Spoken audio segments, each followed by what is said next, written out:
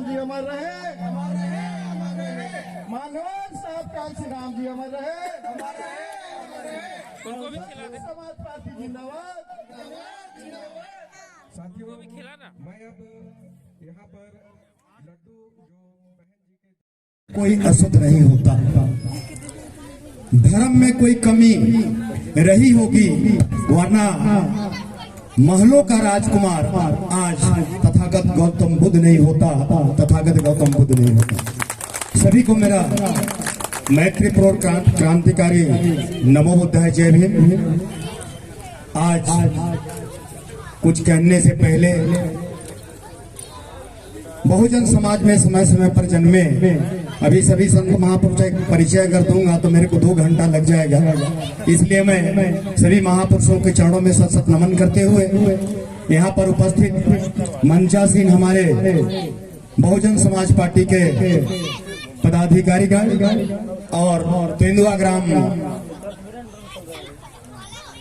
के में उपस्थित ग्रामवासी बुद्धिजीवी, मैं सभी को पुनः जय भीम कहता हूं। आज अभी आप लोग सुने होंगे आयरन लेडीज। आयरन किसको बोलते हैं? आयरन लोहा को बोलते हैं। तो आज हमारे iron ladies Bahujan Samaj party के राष्ट्रीय अध्यक्ष और उत्तर प्रदेश जैसे बहुत बड़ा राज्य कहा जाए हमारे भारत में, अगर कोई क्षेत्रफल में देखे जनसंख्या में तो सबसे बड़ा राज्य हमारा उत्तर प्रदेश है। वहां के 4 बार मुख्यमंत्री रह चुकी माननीय बहनवती मायावती जी के चरणों में मैं शत नमन करता हूं और उनके जन्मदिन पर उनका 67वां जन्मदिन, इन साल उनका उम्र 67 वर्ष हो गया। उनको नमन करते हुए आज बहुजन समाज पार्टी का कोरिया जिला के ग्राम तेंदुआ में एक कार्यक्रम आयोजन किया गया है और आयोजकगण को भी मैं बहुत सारा बधाई दूंगा। बच्चे थोड़ा शांत हो जाइएगा, आप लोग शांत होकर सुनिए बात को। चुनावी माइक में भाषण आपको नहीं मिलेगा, बाजार में 10,000 रुपए में भी भाषण आपको नहीं मिलेगा अगर सही चाहते हैं तो। और अगर भाषण सुनना नहीं चाहते हैं, संविधान को पढ़ने नहीं जानते हैं, नहीं चाहते हैं, समाज में उठना बैठना नहीं कर जानते हैं, नहीं जाना चाहते हैं, तो पंडु पारा छेड़ता मांगने जाइएगा तो बहुत अच्छा स्वागत होता है। इस बार हुआ है, उसका पूरा श्रेय मेरे को मिलता है, मेरे को बहुत आशीर्वाद मिला। तो मैं आप लोग को इसलिए शांत रहना कहने के लिए बोल रहा हूँ कि शांत रहिए, क्योंकि ये ऐसा मौका बार बार आपको नहीं मिलेगा। तेंदुआ ग्राम में मेरा सीनियर अधिकारी हुआ करते थे प्यारे जी, राम प्यारे जी आबकारी विभाग में थे और मैं भी था। उस समय में तेंदुआ ग्राम में मोटरसाइकिल पाया था तो पूरब साइड में जितना भी बमोर का पेड़ था, गजब का फला था, मैं देखा बड़ा बड़ा, कोई में 2 ठो कोई में 3 ठो फल लगा होगा और किसी बमोर का पेड़ तो झूल रहा था नीचे तक। मेरा बात को समझिएगा, बमोर फला था कि नहीं मैं नहीं देखा था, लेकिन बमोर का फल मैं देखा बड़ा बड़ा था। आज बहुजन समाज अगर कोई कह दिया तो गांव वाले आपको क्या बोलेंगे? वो तो फलाना जाति के पार्टी है, ठीक है, फलाना जाति क्या है, लेकिन बहुजन का मतलब होता है बहुत लोगों का पार्टी है। लेकिन आपको गुमराह करने वाला आदमी क्या कहता है? अरे बहुजन मन लगे, होता है ना। लेकिन अगर कभी हमारी सरकार बनती है तो आप देखना कि आपको क्या राहत महसूस होगा, कितना आपको रिलीफ मिलेगा। उत्तर प्रदेश जैसे हमारे समाज की लड़की 4 बार मुख्यमंत्री बनी, कुछ तो काम की होगी जो 4 बार मुख्यमंत्री बनी। अभी हमारे सूरजपुर जिला के रविदास बाबू ने बहुत अच्छा आपको सुनाया, हमारे राम लखन चौधरी जी ने सुनाया, हमारे प्रजापति जी ने सुनाया। हम लोग अपने आप को बहुत बड़ा होशियार समझते हैं, और इतना होशियार समझते हैं कि मैं अगर कहूँ तेंदुआ में इतना ज्यादा हमारा जनसंख्या है कि जगह नहीं लेगा, लेकिन हम होशियार इसलिए हमारे पास कोई नहीं आता। हम नहीं चाहते अरे होगा कोई बोलता होगा कुछ करता होगा, लेकिन हम लोग से ज्यादा होशियार कुत्ता होता है। हम लोग से ज्यादा होशियार कुत्ता होता है। कैसे में होता है? एक माटी का खरगोश बना के उस कलर में रंग कर यहाँ पर छोड़ दो और कुत्ता को उधर बोल दो तो कुत्ता नहीं जाएगा। नहीं जाएगा कि जाएगा भाई? लेकिन कहीं पर एक लाल झंडा अगर आपको दिख गया, आप गाड़ी में चल रहे हो, प्यू प्यू प्यू, एक बिल्ली आया, ठोकोगे चाहे काटो। जब इतना बुरा चीज होता है सब, बिल्ली का रास्ता काटने से आपका रास्ता खराब हो जाता है, तो भारत सरकार को 1600 अरब का राफेल डील विमान खरीदने की क्या जरूरत है भैया? हम लोग बिल्लियां पाल के बेचे ना, चीन में कुछ लगा दे, कुछ पाकिस्तान बॉर्डर में लगा दे, उसका रास्ता खराब, सारा यात्रा ही खराब हो जाएगा कि नहीं होगा?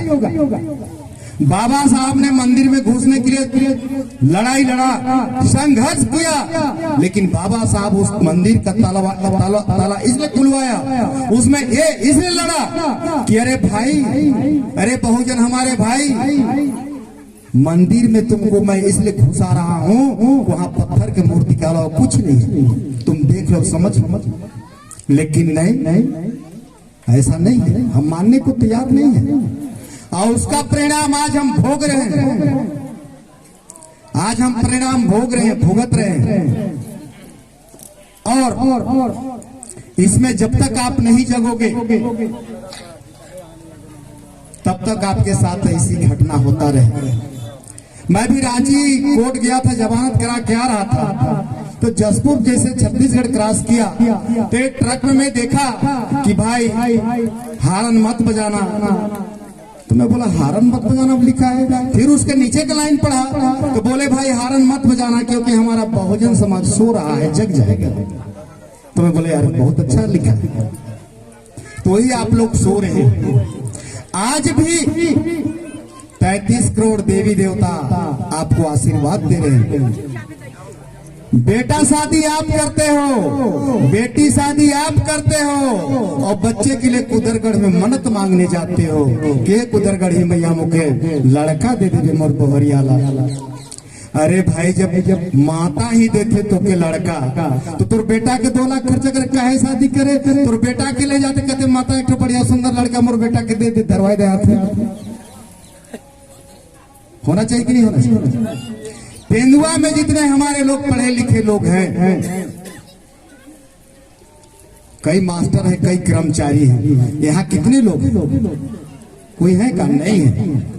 इसको मान लिया गया कि बहुजन का कार्यक्रम है, या हीरालाल कुर्रे का कार्यक्रम है, या राम नारायण साहू जी का कार्यक्रम है, हम लोग क्यों जाएंगे उसमें?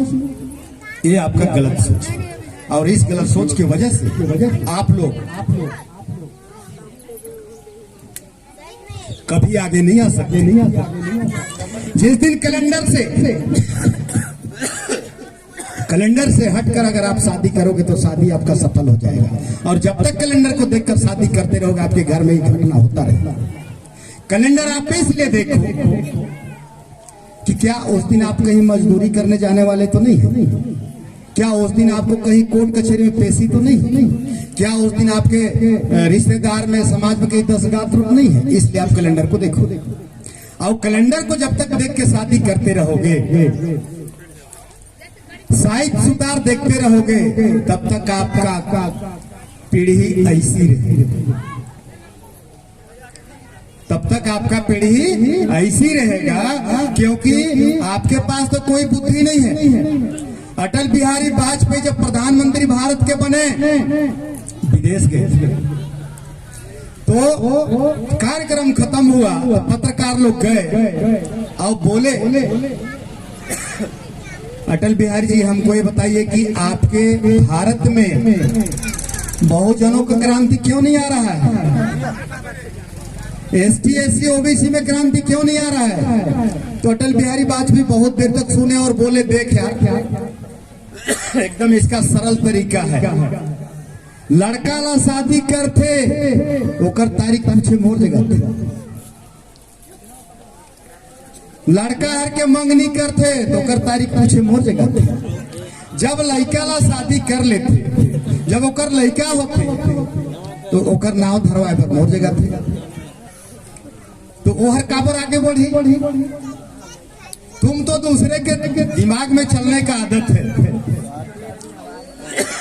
तो आपको मैं कहना चाहूंगा, समय कम है, मेरा कहने का मतलब यही है कि आप जितना गुमराह में पड़े और आज तक जो वोट देते आए, फालतू का देते आए, आज आपके गांव में कोई नेता मंत्री या उसका कर्मचारी घूम जाए तो आपका तेंदुआ का वोट एक पक्षी हो जाता है। लेकिन वो एक वोट आपको जो देने के दिलवाया, उसके बारे में आप कभी नहीं जाने, वो है बाबा भीमराव अम्बेडकर। ये 4 लड़के को खो गए, अपने पत्नी को खो दिए, और वो वोट का अधिकार लेने के लिए लंदन गए, और जिस दिन जा रहे थे उस दिन इनका बहुत ही प्यारा लड़का, बहुत ही इनका चहेता लड़का राजरत्न का मृत्यु हो गया।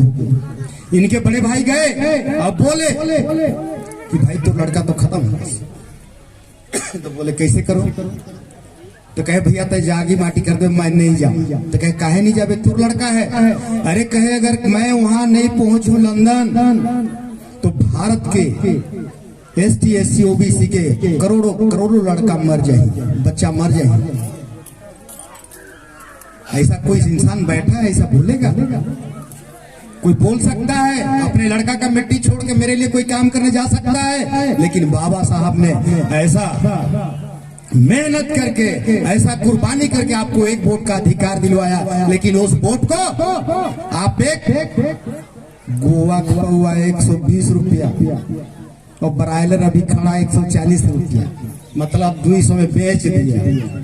लेकिन एक वोट को बेचना अपने बेटी को बेचने के बराबर है, एक वोट को बेचना अपने माँ को बेचने के बराबर है, और एक वोट को बेचना अपने बच्चे को बेचने के बराबर है। लेकिन इसको आप समझेंगे कब?